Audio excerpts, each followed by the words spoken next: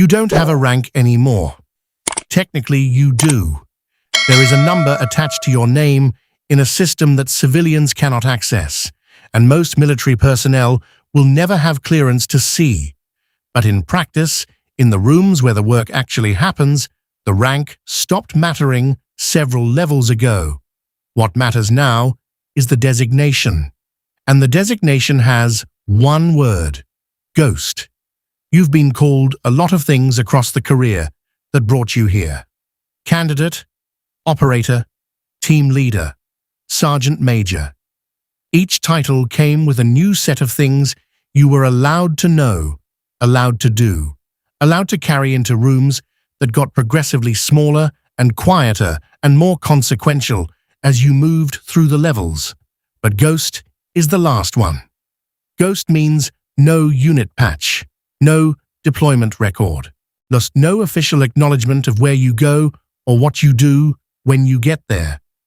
Ghost means the men who run your missions have code names you've never heard spoken in the same room as their real ones.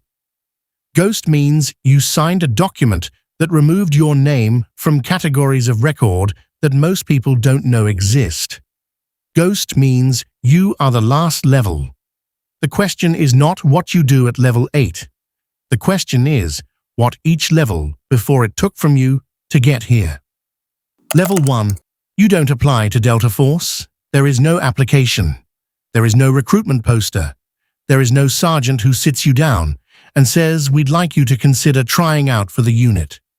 What happens instead is quieter and more deliberate than any formal process. Someone, somewhere in the chain above you, has been watching your file, your performance reviews, your psychological evaluations, your decision-making under stress, in operations that had nothing to do with Delta Force and everything to do with whether you have what they are looking for. You will not be told you are being watched. You will not know the assessment has begun until the day someone hands you a packet and tells you to report to a location at a specific time and not discuss it with anyone, including your commanding officer. At level 1, you have not done anything yet. Level 1 is about what you already are. The assessment is not measuring what Delta Force can build into you. It is measuring what was already there before they found you. The aggression that stays controlled under pressure. The judgment that functions when the information is incomplete. And the specific quality that has no military name but that experienced operators recognize immediately when they see it. The quality of a man who does not need to be told twice, who does not need to be managed, who does not need the approval of the room to make a decision and live with it. Either you have it or you don't. Level 2. The operator training course has an official pass rate that the Army has never publicly confirmed. Estimates from people who have been through it range from 40 to 60%. The actual number is classified. What is not classified, what everyone who has gone through it will tell you because it is the one thing they are permitted to discuss, is that the course does not tell you how you're doing. There is no score. There is no feedback. There is no point at which an evaluator pulls you aside and says, "You're on track," or "You need to improve." You walk, you ruck, you navigate, you solve problems. You are placed in situations that are designed to be unsolvable and observed for how you handle the fact that they cannot be solved. And then you go to sleep and wake up and do it again. The course ends when they decide it ends. For some candidates, it ends at day 3. For some, it ends at day 18. For some, it ends at the final assessment, and they are told they did not make it, which means they did everything right, and it still wasn't enough, which is the specific cruelty of selection, that the failure is not a reflection of what you did, but of what you are, and what you are was measured against a standard you were never shown. The men who pass selection do not celebrate. They have learned, over the course of the assessment, that celebration is a reaction to external validation, and Delta Force is in the business of producing men who have permanently stopped needing it. Level 3. The first time you walk into a Delta Force briefing room as a qualified operator, something happens that nobody warns you about. The room goes quiet in a specific way. Not respectful quiet, not intimidated quiet. The quiet of a room full of men who have all been through exactly what you just went through and who are looking at you the way people look at someone who has just crossed a threshold that they remember crossing themselves, with recognition and without sentimentality. You are Delta Force now. What that means practically is this. You are now in the rooms where the actual decisions get made. Yes, not the briefings where colonels explain the strategic context. The rooms where 7 men sit around a table and discuss the specific mechanics of an operation that will not appear in any official record and that will be described, if it is described at all, in language so sanitized that the document could be read by a congressional committee without producing a single question. Your first mission at Level 3 is not your first mission. You have done this work before, in other units, with other designations, but this is the first time you do it as the thing you actually are. And the difference is not in the mission itself. The missions are similar to things you have done. The difference is in the weight of the room when it is over. Nobody debrief you on how you feel. Nobody asks. Level 4 is where you learn the thing that training cannot teach. Training teaches you to clear rooms. It teaches you movement patterns and communication protocols and the specific geometry of how men move through hostile structures without killing each other. It teaches you scenarios. It teaches you responses to situations that have been designed to approximate the worst things that can happen and to prepare your body and your decision-making for those worst things. What training cannot teach you is what you find in the room, not the threat. The threat is what you trained for. What you find in the room is the thing that was not in the training scenario because it could not be predicted. The civilian who is in the wrong place. The child. The person who is neither a target nor a bystander, but something the mission parameters did not account for, because mission parameters are written by people who are not in the room. At Level 4, you make decisions in approximately 2 seconds that you will carry for the rest of your life. Most of those decisions are correct. The ones that are not are the ones that stay. There is no debrief process that addresses this. There is no protocol for the specific weight of a correct decision that felt wrong or a wrong decision that felt correct. Delta Force produces men who are exceptional at managing this weight, not men who don't carry it. Breathing moment. There is something you need to understand about what Delta Force does to the people around you, not the enemies, the people at home. Your father served, not Delta Force.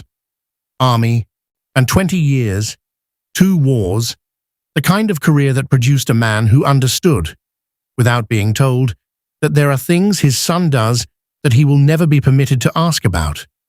He understood the shape of the silence, even if he couldn't see what was inside it.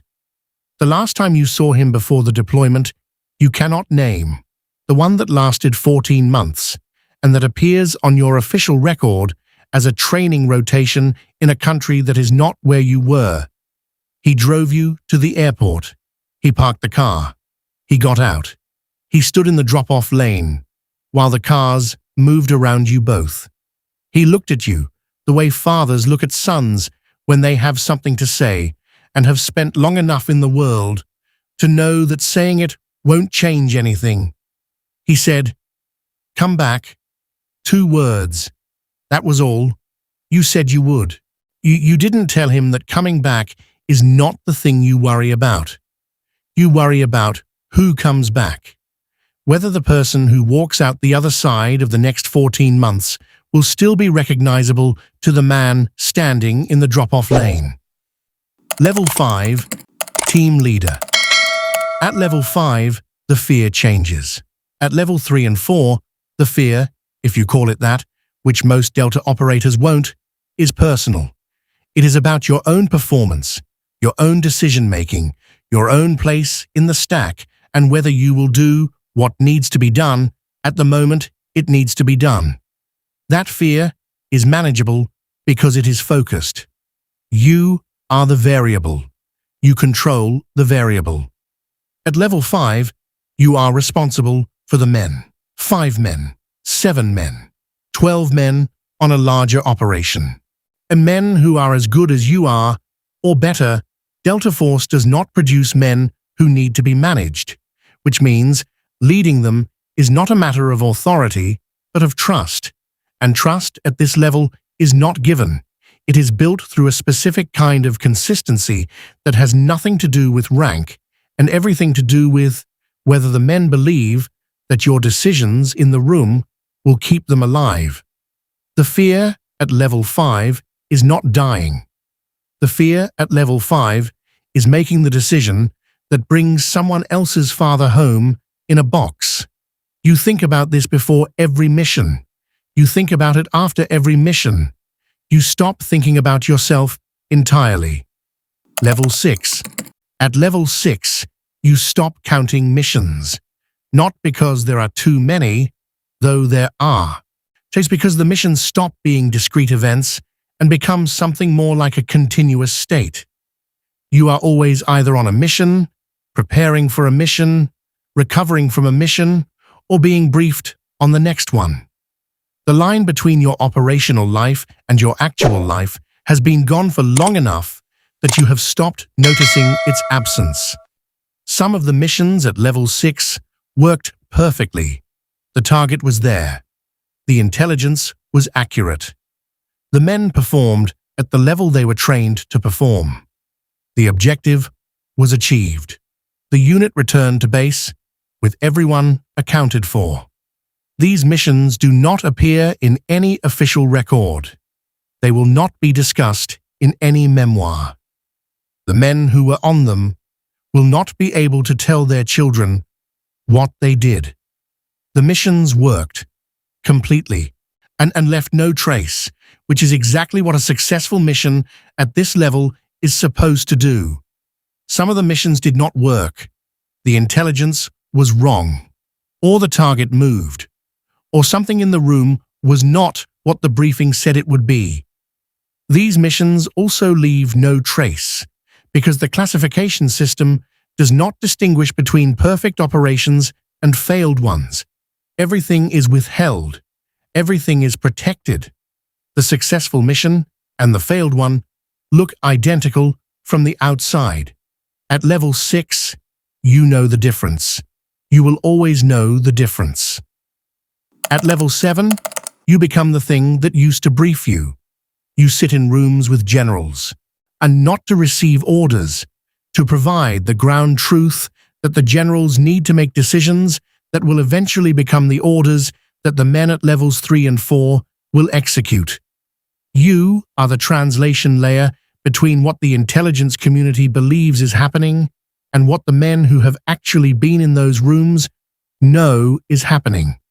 This is the most dangerous position in the Delta Force hierarchy, not physically. The physical danger peaked at levels 3 and 4 and has been declining since. The danger at level 7 is that your judgment, the judgment built across 20 years of missions that cannot be discussed, decisions that cannot be documented, lessons that exist only in your body and your memory, becomes the foundation for decisions that affect hundreds of people and possibly thousands. You are one person. You are one person who has seen things that nobody else in the room has seen, and you are one person who is sometimes wrong. At level 7, being wrong is no longer a personal cost. It is a cost that someone else pays. Level 8, the ghost. At level 8, the unit stops existing for you, not because you leave it, because you become something the unit itself cannot fully see. You operate in spaces that are not covered by Delta Force's own classification structure, spaces where the unit is itself a cover story, where even the men who ran the briefings at Level 7 do not have clearance for what you are doing now. You have no unit patch. You have no deployment record. You have a name that is not your name, attached to a history that is not your history, supported by documentation that was created by people whose job is to make men like you appear to be people who could not possibly be what you are. The ghost designation was not given to you. You became it. Slowly, level by level. Each level taking something and leaving something in its place. Taking the civilian habits of mind, the need for recognition, the expectation of explanation, the comfort of a defined role, and leaving in their place the specific qualities that a ghost requires, the ability to be completely present and completely absent at the same time, the ability to carry weight that has no name without needing it to have a name. Your father said, "Come back." You did. You came back 8 times, across 8 levels, and each time a slightly different person walked through the door than the one who had left. And he never said anything about it. He understood. Final.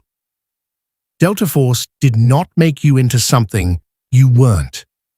This is the thing that takes the longest to understand. The popular version of the story, the version that sells movies and fills recruitment narratives, is that special operations forces take ordinary men and through extraordinary training and selection produce extraordinary soldiers, that the process creates the capability. That is not what happened to you. What Delta Force did was find something that was already there and give it a direction, the aggression that stayed controlled, the judgment that worked when the information was incomplete, the specific quality that has no military name. That was there before Level 1. It was there before the army. It was there in the drop-off lane when your father looked at you the way fathers look at sons. Delta Force found it. 8 levels of the hardest thing the United States military has ever designed, found it, tested it, broke it in some places and reinforced it in others, and produced, at Level 8, a man who is the most capable version of what he always was. The question was never whether you would come back. He was asking whether what came back would still be his son. The answer is yes. And also, not entirely.